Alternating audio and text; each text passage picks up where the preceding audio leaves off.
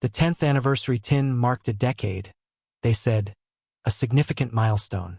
I'd spent weeks planning, agonizing over the perfect gift for Amelia. I'd finally landed on a vintage Cartier watch, a delicate piece with Roman numerals and a sapphire crown. It cost me a small fortune, but seeing the anticipated joy in Amelia's eyes, I imagined, would be worth it. That imagined joy turned out to be a condescending smirk. She unwrapped the velvet box with a dramatic sigh, rolled her eyes, and tossed it onto the coffee table next to a half-empty bottle of Pinot. Really, David? Another watch? My stomach clenched. This wasn't how it was supposed to be. It's a Cartier, Amelia. A vintage one. Oh, I'm so sorry, she drawled, her voice dripping with sarcasm. I didn't realize. It's just, well, it's so predictable. She flicked her perfectly highlighted hair back and took another sip of wine, the ice clinking mockingly. The lump in my throat grew. I thought you'd like it, I mumbled, feeling the sting of her rejection. Honey, she said, her tone condescending. My tastes have evolved. She glanced at her phone, a barely concealed flicker of impatience in her eyes. Speaking of which, I need to run. Late for a thing. She grabbed her purse and practically flew out the door, leaving me standing there with a hollow ache in my chest. The unopened Cartier box, a symbol of my failed attempt at romance. That's when I noticed the card. I tucked it under the box, almost forgetting it in my eagerness to give her the watch. I picked it up, unfolded it, and read the words I'd written to my beautiful wife. Amelia, may this watch mark not only the time we've spent together, but also the time you have left to enjoy your secret life with Bennett before it all comes crashing down. My hand trembled.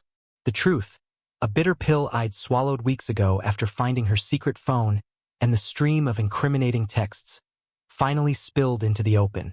This wasn't a gift. It was a warning shot. The thing Amelia was late for? I knew exactly what and exactly where it was. Bennett, her lover. A sleazy real estate agent with a slicked-back hairstyle and a smile that could curdle milk. They met at a secluded wine bar downtown, a place I'd followed them to one rainy Tuesday evening. My heart shattered into a million pieces as I watched them through the rain-streaked window, hands intertwined, their laughter a cruel melody. I arrived at the bar just as Amelia was feeding Bennett a grape, a playful glint in her eyes. I walked straight up to their table, my composure a carefully constructed facade. Amelia's eyes widened in shock, the grape rolling off her lip. Bennett, oblivious, looked up with a smirk. Well, look what the cat dragged in, he said. Bennett, I said, my voice dangerously calm. I have something for you. I pulled out a thick manila envelope and slid it across the table. His smirk faltered as he opened it. Inside were copies of emails, text messages, and photographs, undeniable proof of their affair. The blood drained from his face. Amelia? I turned to my wife, my voice laced with ice. Remember the watch you found so predictable? It has a unique feature. It's engraved on the back with a message just for you. Her eyes darted to the box on the table, then back to me, a flicker of fear replacing the arrogance. It says, I continued, my voice rising with each word, may the weight of your deceit be as heavy as the gold on your wrist. Enjoy your final hours of blissful ignorance. Panic seized her. She scrambled for her phone, but I was faster. I grabbed it and held it high above her reach.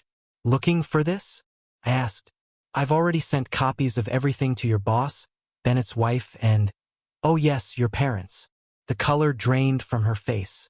Her carefully constructed world was collapsing around her, brick by painstaking brick. Bennett, the coward, stammered something about a misunderstanding and bolted from the bar, leaving Amelia to face the wreckage alone. The following weeks were a whirlwind of lawyer meetings and the soul-crushing emptiness of a life ripped apart. Amelia lost her job, her reputation, and, of course, me.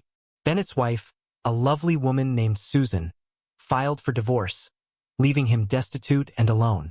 He'd lost his job too, the scandal too much for his image-conscious firm. I moved out of our house, a place that now held only bitter memories. The Cartier watch? I sold it, The money didn't bring me joy, but it helped me start anew in a new city with a renewed sense of self-worth.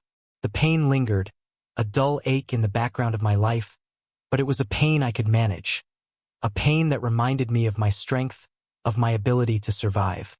I'd been betrayed, humiliated, but I hadn't been broken.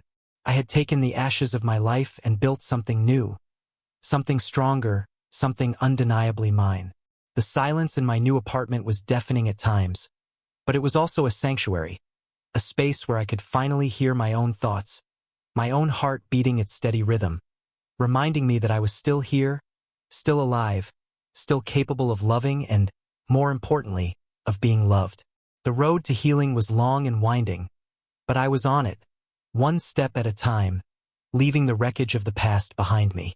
And that, I realized, was the greatest revenge of all.